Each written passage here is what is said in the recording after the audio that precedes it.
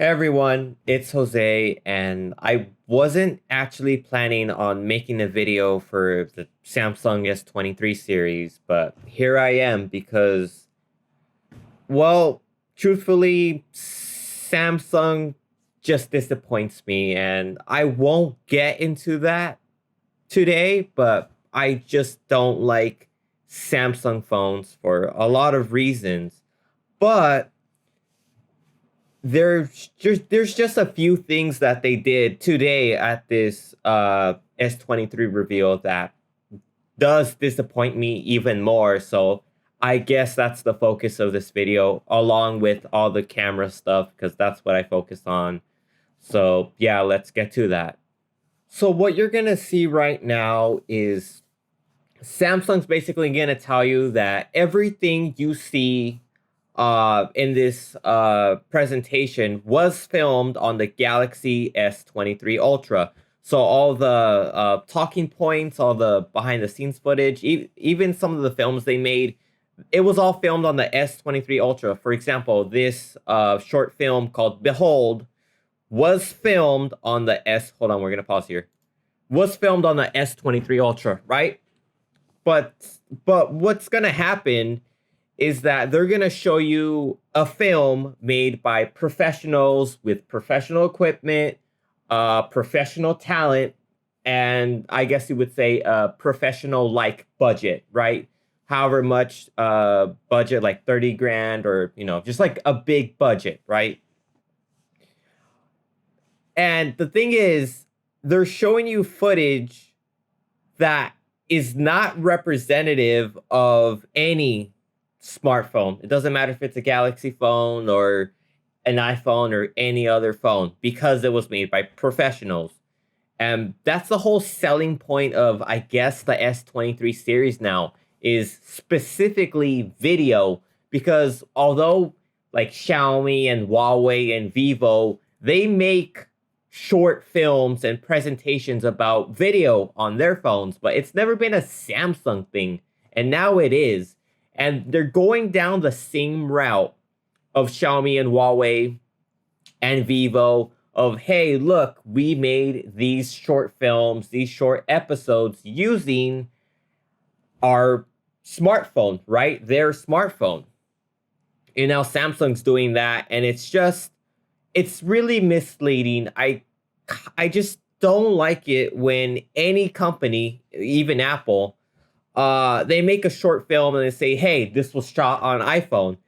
And although that is true, what they're not really showing you, or what you should remember, is that everything's professional. It's not like it was made by amateurs.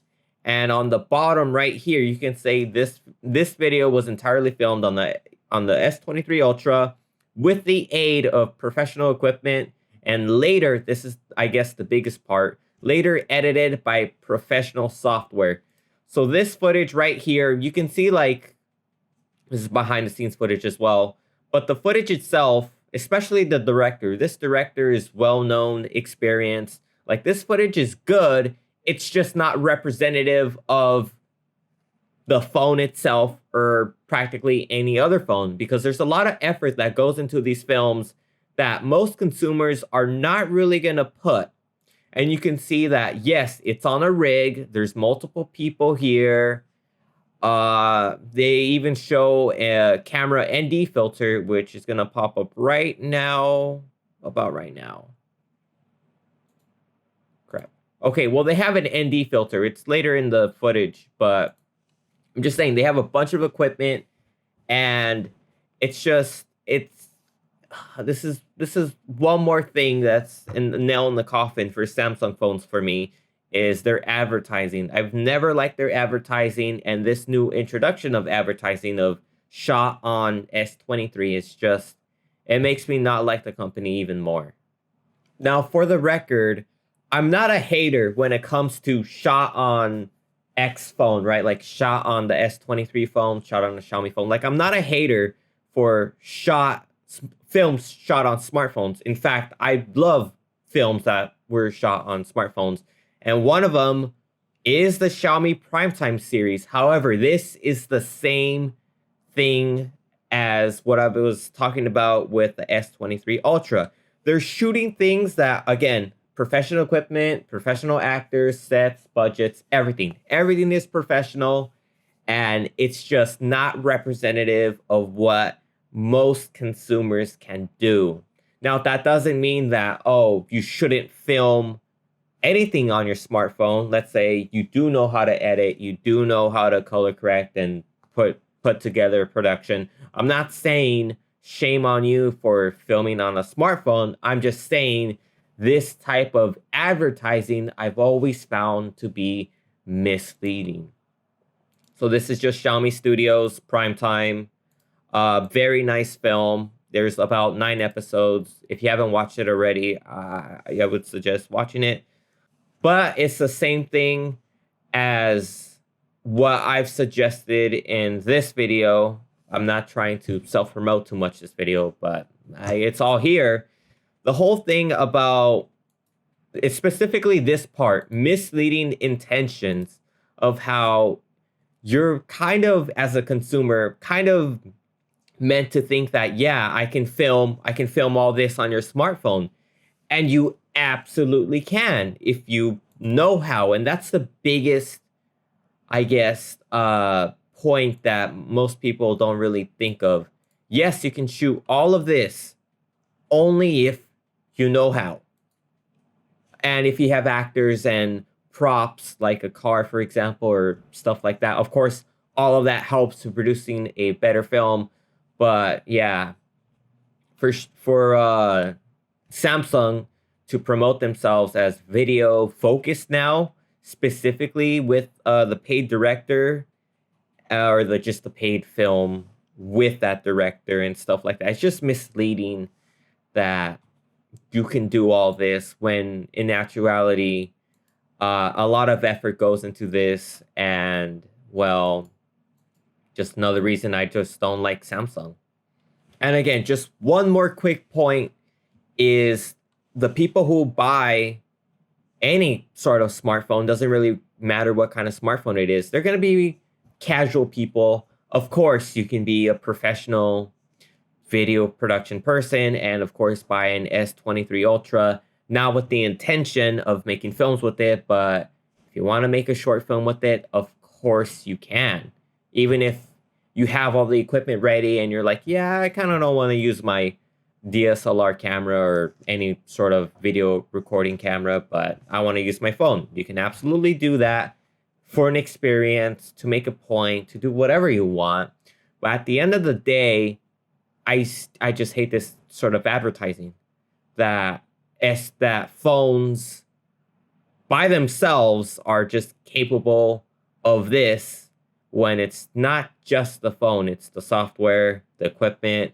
There's the ND filter right there. The props, a car can be a prop or a piece of equipment, to shoot something like this, right?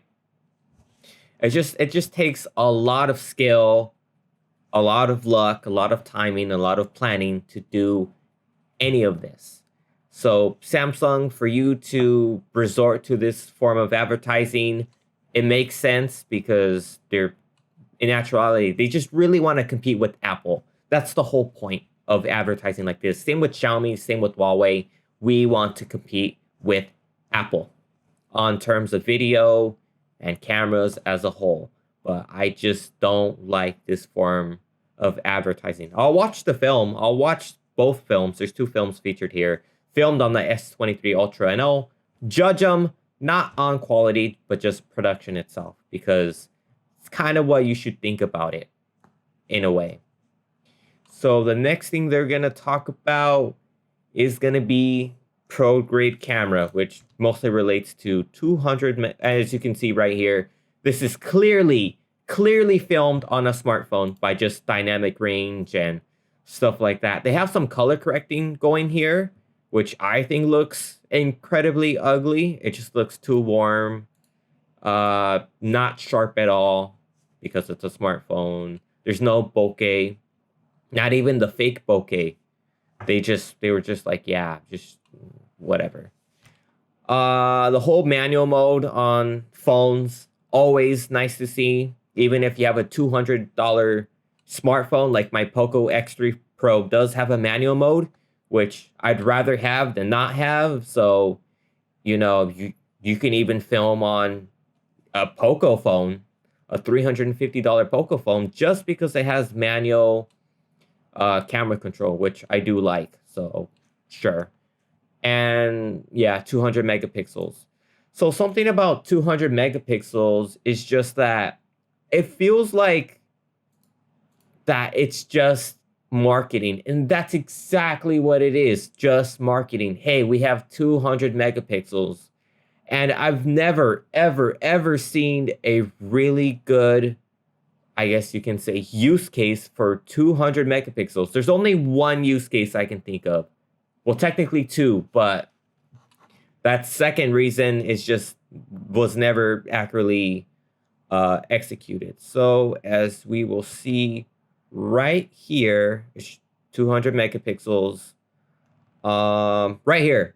So let's say you're somewhere, anywhere, and you have this really wide landscape and you want to take a photo of that, just of the landscape itself.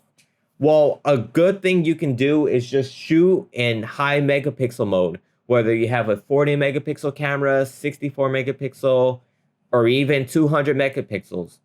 Like, that's the only use case I can see of having a high megapixel camera, because you take this really nice landscape shot and later on you're like, hey, I just want to zoom in just because you want to see intricate details and stuff like that. Well, with high megapixel, doesn't need to be 200 megapixel. You can zoom in later on after you take the shot and you see, those fine details. That's the only use case I can see for having 200 megapixels. Just this use case itself. That's like the only benefit. And there's more disadvantages in my eye than having, there's more disadvantages than having, benefits. Now, the second use case you can have is cropping that 200 megapixels to take a really crisp, like 2x digital zoom shot, right? But what's stupid is that the Motorola, I forgot what Motorola phone it is. It's a flagship phone it was the first phone to have a 200 megapixel sensor. And if you want to zoom in to take a 2x portrait, well, of course, there's enough fine detail in that megapixel count to take, I think it's 50 megapixels, to take a 50 megapixel 2x portrait shot, right? Because of that focal length. But what was stupid about that is that the Motorola phone had a native 2x telephoto lens. So that gave me a very bad impression of 200 megapixel cameras, that if that phone not only has a 200 megapixel main sensor, but a 2x native sensor, then what's the whole point of a 200 megapixel sensor if cropping in on that sensor itself isn't that much better than a native 2x sensor? That just makes me wonder, like, yeah, Motorola, I guess you would say, failed on that. And Samsung carries that burden because they made the sensor and they have it on their S23 Ultra. So I really don't know. And something itself is just pixel binning in itself is just, I don't want to say it's weird, but for 200 megapixels, that is weird because you're going to have more use cases of binning than you are actually going to use that full 200 megapixel sensor, because it's going to be like 100 megabytes of file size. But the only benefit of binning, I guess, is just improved low light. But at the same time, this video, which I've watched, it says that pixel binning is good, but also, like, not always. Because in this video, let me zoom in. Okay, so this is a 12 megapixel camera versus a 60 megapixel camera 4K, right? You can see that the 12 megapixel camera is sharper than the 60 megapixel camera. And the reason for this, as I think it's the reason, is that it has to do with the amount of bandwidth you get from that 16 megapixel sensor. It's just all that pixel binning happening in real time, and with all that bandwidth that it's going to create a lot of heat, it's going to waste a lot of energy and stuff like that. So you have to somewhat fine tune it so that you get usable footage, but at the same time it's not crystal clear because of that bandwidth and stuff like that. So a 12 megapixel sensor for video is, I guess, sharper than native 60 megapixels, because 12 megapixels has less bandwidth that's consuming the ISP or whatever. And just like having a 200 megapixel phone or 108 megapixel camera and recording video on it, it's going to give you what I believe to be bad video for exactly this reason, because you have to bin in real time. If they can fix that to improve like video quality and stuff like that, then I guess that eliminates the problem. But it relates to bandwidth and heat and processing, and just another reason why I hate Samsung's approach to really high megapixel sensors for stuff like this, for the diminishing returns and the advertising. That's my biggest gripe with Samsung. It's just their advertising overall. So pixel binning, well, it's great. It's a great technology, obviously, but it's like you're shooting yourself in the foot, because you're pixel binning a lot, 200 megapixels every single time, especially with video. So that's stupid. But I think something that's also kind of stupid is that they're advertising specifically this super quad pixel autofocus, which at first thought, you're like, well, what is it? Basically, it's just PDAF. Well, that's what I think it is, because they don't really explain it. PDAF and CDAF are sensor-based technologies on a lot of different sensors, especially in recent times, since it's fairly basic to implement them.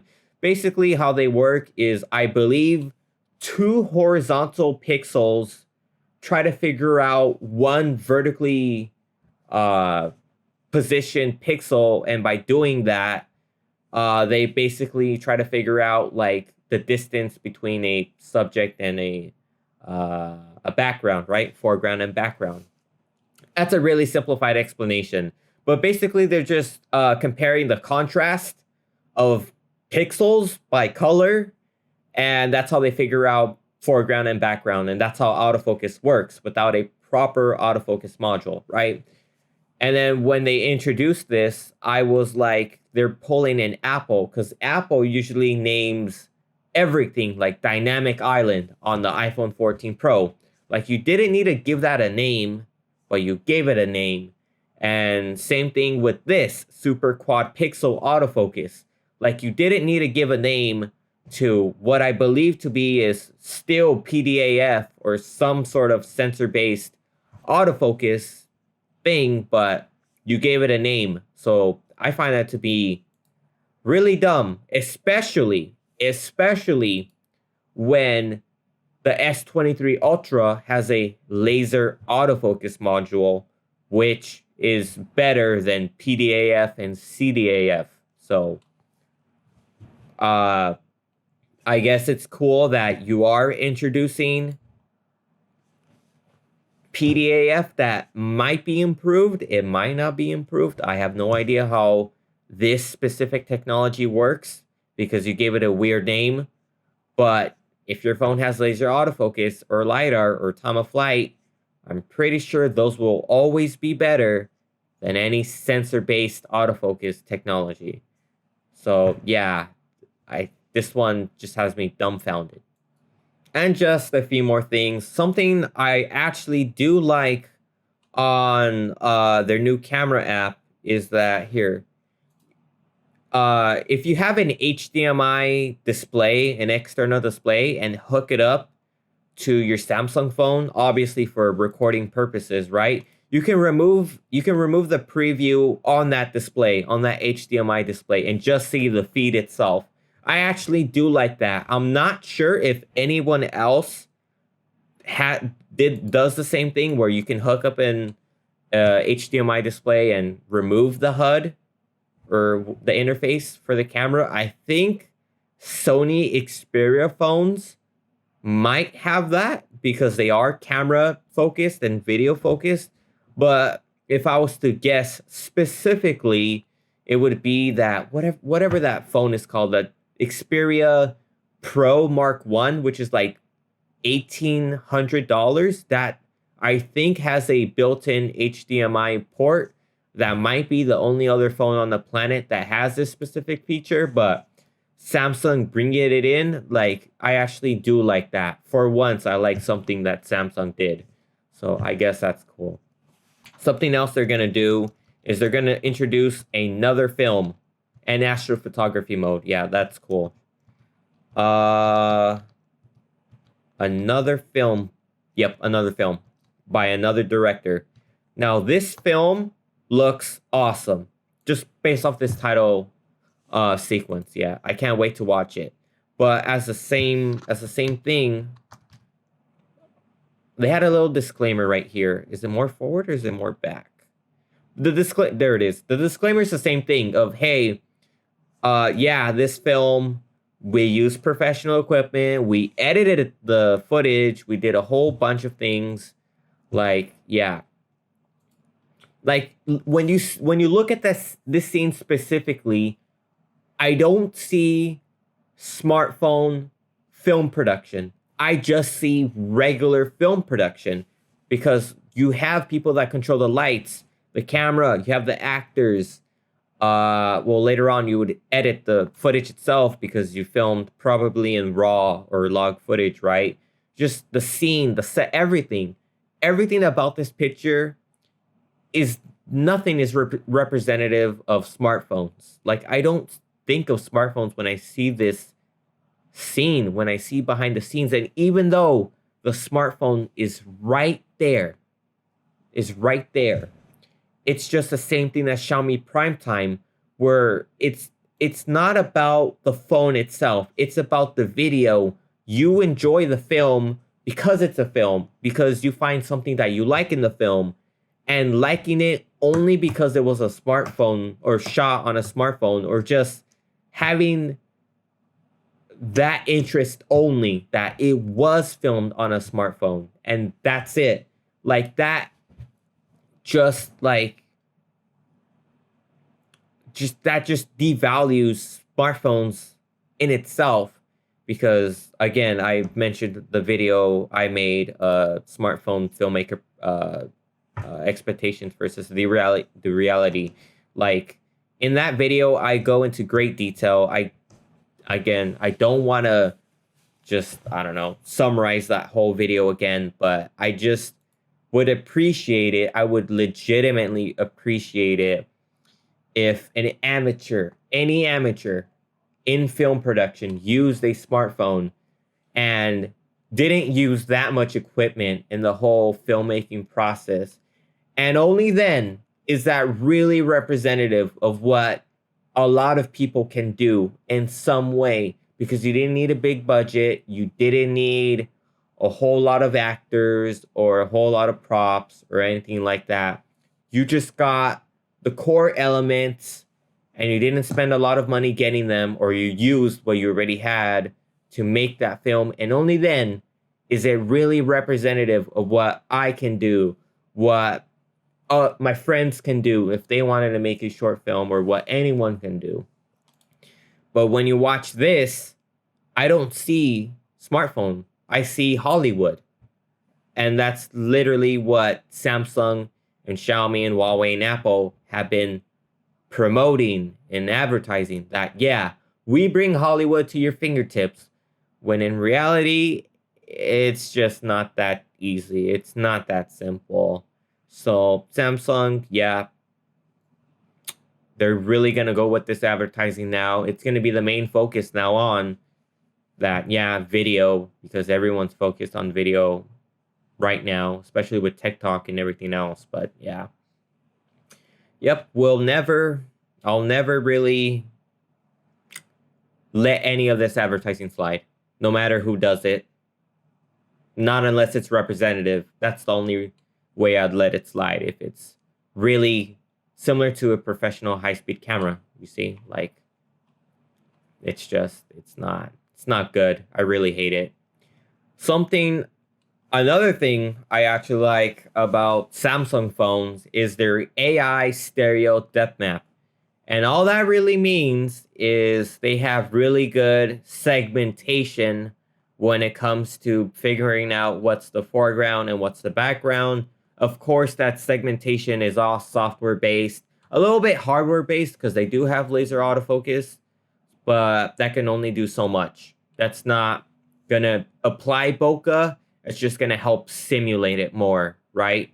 And if I just focus right here, you can see it's dramatized, but this segmentation is actually like good in reality, like when you actually put it to the test. Because with the S22, that's the S22 Ultra and stuff like that, they did introduce AI stereo depth map, and it was, to my just observation, I don't actually have any of these Samsung phones, but in my observation, it did work really well. A lot better than a lot of recent phones, right? So I do like that about Samsung phones. They have good segmentation. And I'd say that if you like taking portraits, realistic portraits on your phone, then a Samsung phone would be pretty nice. But then you have the factor of camera quality, which I personally do not like on Samsung phones. But again, another argument for another day. Now, something really quick is that basically Samsung, just like Apple, they have like AirDrop, right? Where Apple phones AirDrop, media files to other Apple devices, right? Same thing with Samsung, right? Samsung has their own thing called Quick Share. Huawei has their own thing called Huawei Share. Xiaomi has their own thing called, I think it's called Share Me, whatever it's called. Basically, everyone has their own sort of AirDrop, I guess you would say, just to make things consistent. But something they advertised here is that you don't need a Samsung device to share to another non-Samsung device. So let's say I had a Samsung phone and I wanted to share a photo with someone who had an Apple phone, maybe a OnePlus phone or something like that. Well, they're advertising to you that you can actually share those media files across, any device, which I think, well, honestly, I think that's cool, but it's just that this feature has already been done. So, for example, Android phones can share files between one another. Let's say you had a Huawei phone and a Samsung phone. You just turn on nearby share in the settings app, and that's how you share photos, right? Well, now that I think about it, the recent Huawei phones are not going to have nearby share, but you know what I mean, right? Any Android phone has essentially nearby share.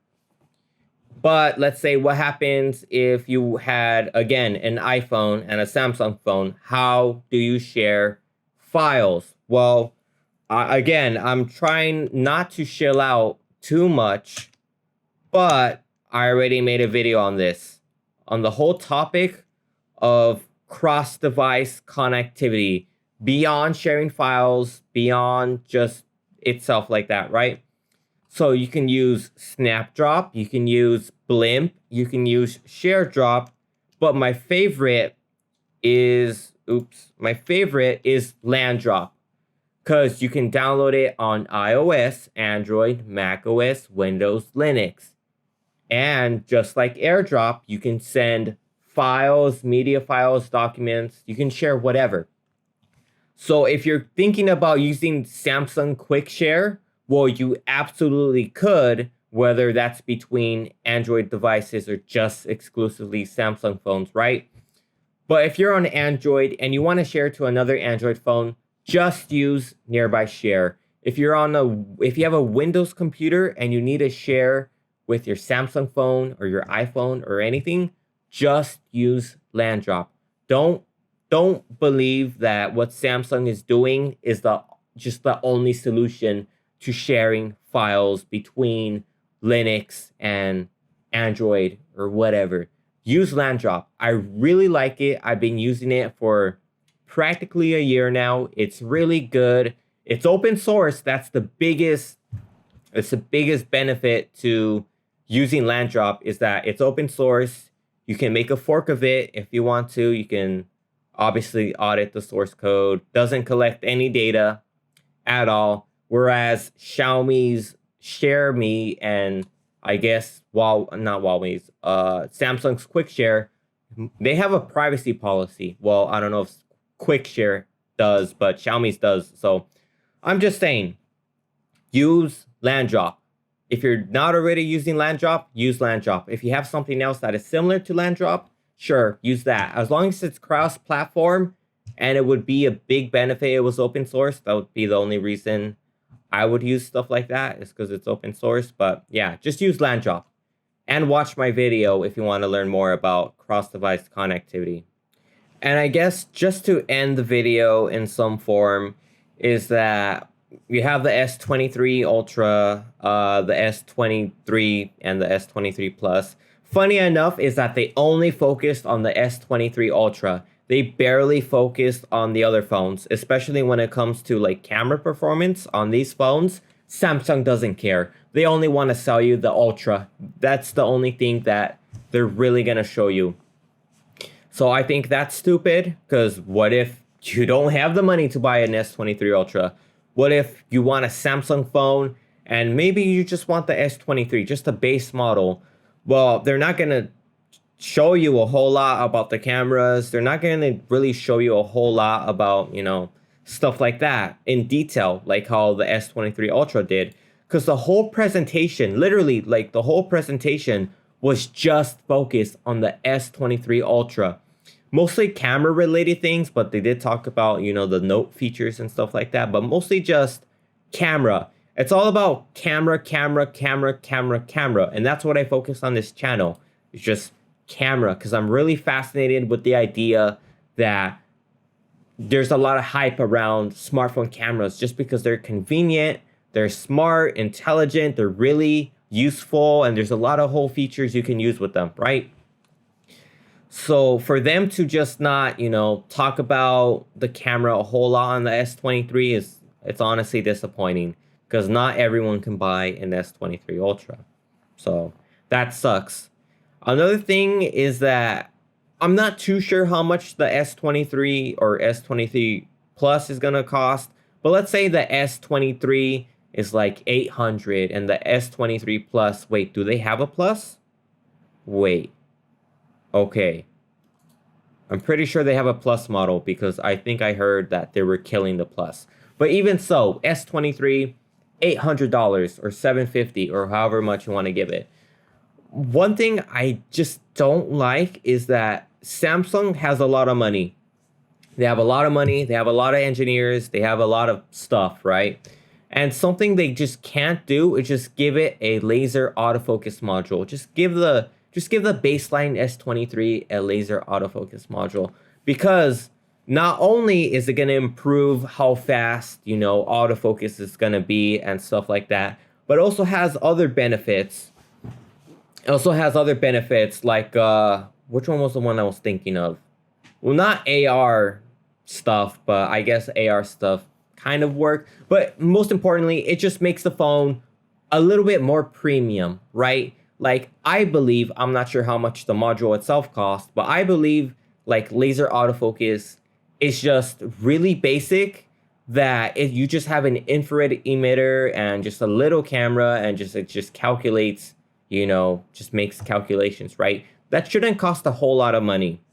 Let's say it costs, I don't know, $12 or $15. That might be a lot, but again, I don't know. Just give the base model S23 that module, because in some form of way, a lot of phones, especially Samsung phones, like a lot of hype is just given to them, just for a lot of different reasons.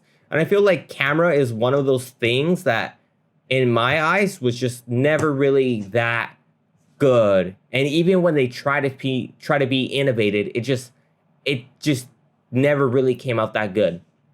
So I would, in some form, I guess, forgive Samsung or whatever if they just gave the baseline phone a laser autofocus module, because in some way it just makes that phone so much more better just by having quicker autofocus. But by not giving it, it feels like you have to jump so many hoops just to get that one specific feature that I believe should be on a lot of, maybe not mid-range phones, but that upper mid-range, that lower flagship, kind of range. Like a baseline S23 is a flagship. It's a flagship in a lot of different ways. And just not having that laser autofocus module, it just kind of diminishes that experience of not having, like I said, laser autofocus. For example, I'm pretty sure the baseline Mate 50 and the Mate 50e have a laser autofocus module, but this S23 doesn't even have it. And just for you to know, because I'm pretty sure not everyone knows who Huawei is or what the Mate 50 phones are. So you have a Mate 50e, a Mate 50, a Mate 50 Pro, and a Mate 50 Ultra, and that ranges from $500 to $1,800. I think the lowest is $500. And I'm pretty sure that Mate 50e has a laser autofocus module. And it's just like, it's something super basic, yet it gives you so many benefits. And Samsung didn't care. They don't care to put it on the S23 regular baseline. So that sucks. One of the reasons I kind of just don't like Samsung is that they feel like they just kind of don't care. And when they do care, it's about making you think something that is not exactly true. And that's mostly related to the S23 Ultra in some form of exaggerated way. Like I said, 200 megapixels. Who the heck really needs 200 megapixels? What are the real benefits for that? I guess I'd say watch. If I really appreciate it if you watch this video. It's almost a year old. It's like 6 months old. Well, 8 months old. It's pretty okay in what message it try to conveys about filming on a smartphone. So I'd really like if you give me feedback on that. I suggest you watch this video as well. Really nice video about how, yes, megapixels actually do matter more than bigger pixels that have a lower resolution. So if I just, yeah, so 40 megapixels is just sharper than a 26 megapixel sensor, right? I find that to be weird because it's a revelation, because I always believe that, well, if you have smaller pixels and just a big sensor, then you're going to get a sharper image, but that turns out to not be true. But it does turn out to be true that if you have high megapixels and you want to record video, you are shooting yourself in the foot. So if you want to buy a Samsung S23 phone or any phone that has 200 megapixel sensor and you want to record video, you're kind of shooting yourself in the foot because of this, because of the bandwidth and the processing it takes place, that 12 megapixels is way easier to render and process than 60 megapixels because it's in real time, 30 FPS, 60 FPS, stuff like that. And I think the last thing I just want to talk about is, I don't know, just Samsung cameras. I don't like them. You might like them. If you like Samsung stuff, the software, the camera, whatever, that's totally okay. I'm not telling you to switch. I'm not telling you you made a bad purchase. I'm just saying that I just don't really like the company for a lot of different reasons, especially when it comes to camera and software, and I guess hardware, because of Exynos and that whole mess that they had. But yeah, Samsung phones, they do some things right in the camera department, like AI stereo depth map, and their pro features are pretty cool, and that remaster feature is pretty cool. But everything else is just a big question to me. I'm not gonna talk anymore because I feel like I can talk about Samsung forever because I really don't like them. for a lot of different reasons. So I guess that's it. Thank you for watching, and I guess I'm making another video this week for the Vivo X90 Pro phones. I guess if they have a video on that, like a presentation conference, like how every other phone has one. But yeah, thank you for watching. Samsung, you're terrible, and bye-bye.